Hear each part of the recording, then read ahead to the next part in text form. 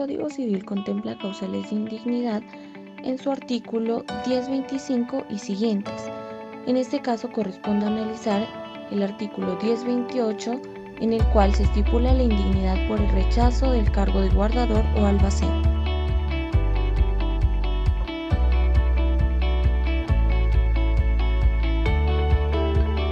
¿Qué es la dignidad sucesoral? La dignidad sucesoral es una presunción legal por la que una persona puede fungir como testador o legatario. Para esto se deben respetar los bienes a los familiares, incluso las intenciones de quien haya hecho el testamento. Esta presunción puede desvirtuarse a través de unas causales establecidas en el Código Civil a partir del artículo 1025 y siguientes. Consecuencias para el albacea que no acepta el encargo. Están estipuladas en el artículo 1028. Son indignos de suceder el tutor o curador si se excusaren sin causa legítima, el albacea nombrado por el testador si se excusare sin probar inconveniente grave. No se extenderá a los asignatarios forzosos en la cuantía que lo son, ni a los que, desechado por el juez la excusa, entren a servir en el cargo.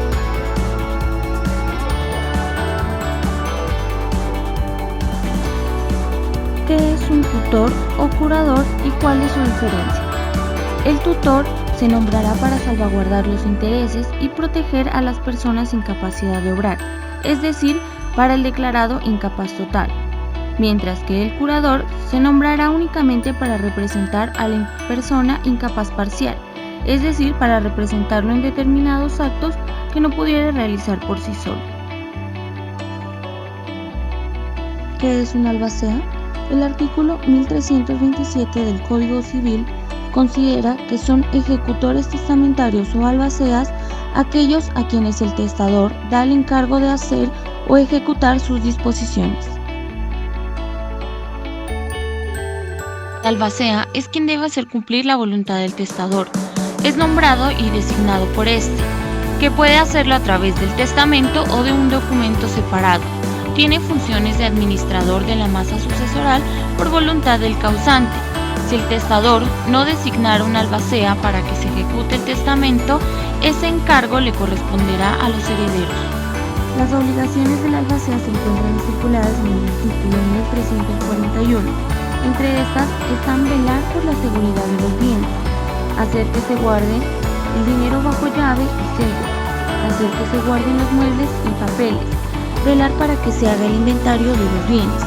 Estas le corresponden mientras el inventario solemne de los bienes no se haya realizado, con la procura de que se haga el inventario.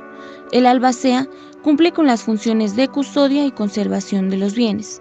Entre otras de las obligaciones del albacea están dar apertura al proceso de sucesión, citando a los herederos y a las demás personas que puedan llegar a estar interesadas en la sucesión, como lo son los acreedores. Pedir que en la partición de los bienes se señale lo suficiente para que dichas deudas sean pagadas. ¿Qué pasa si el albacea no cumple con sus obligaciones?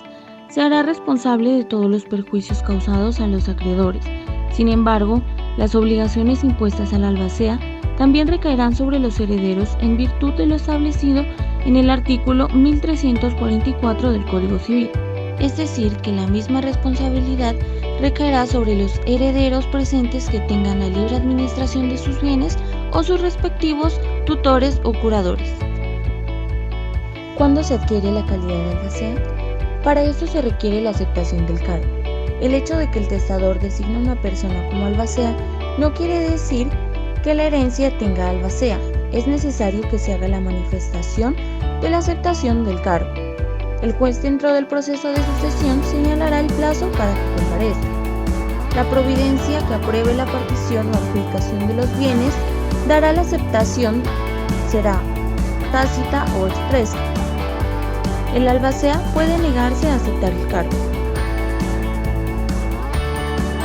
Como se había mencionado antes, la no aceptación del cargo trae consecuencias si el albacea no prueba que la no aceptación del cargo se debe a inconvenientes graves que le imposibiliten su ejecución. Es así que será causal de indignidad para suceder al testador. testador. La sanción por la no aceptación obedece a que la presencia del albacea es fundamental en el proceso de sucesión, ya que una vez aceptado el cargo por este, aunque no hayan concurrido los herederos, no habrá lugar a declarar herencia yacente por estar presente en el proceso el ejecutor designado por el testador, ya que el albaceazgo es intransmitible e indelegable.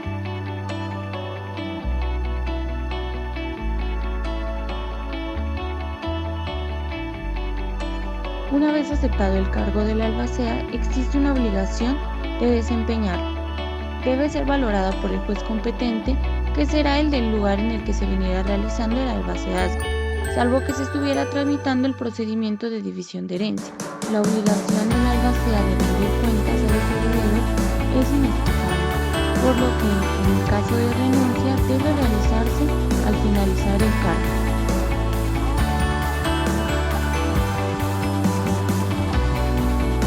La remoción del albacea implica la destitución del albacea a petición de cualquiera de los interesados, ya sean herederos, legatarios o terceros. El Código Civil solo menciona la remoción como la terminación del albacea. No tienen capacidad para obligarse quienes no pueden prestar el consentimiento. No pueden ser albaceas, según lo contemplado en el artículo 1263, si se refiere a los menores no emancipados. Como ejemplo, tenemos al abuelo Juan, quien dejó a sus 3 hijos una herencia. Sin embargo, dejó estipulado en su testamento que su hijo mayor será el albacea. No obstante, su hijo se niega a aceptar sus funciones de albacea, ello sin tener una justa causa para no cumplir con sus funciones.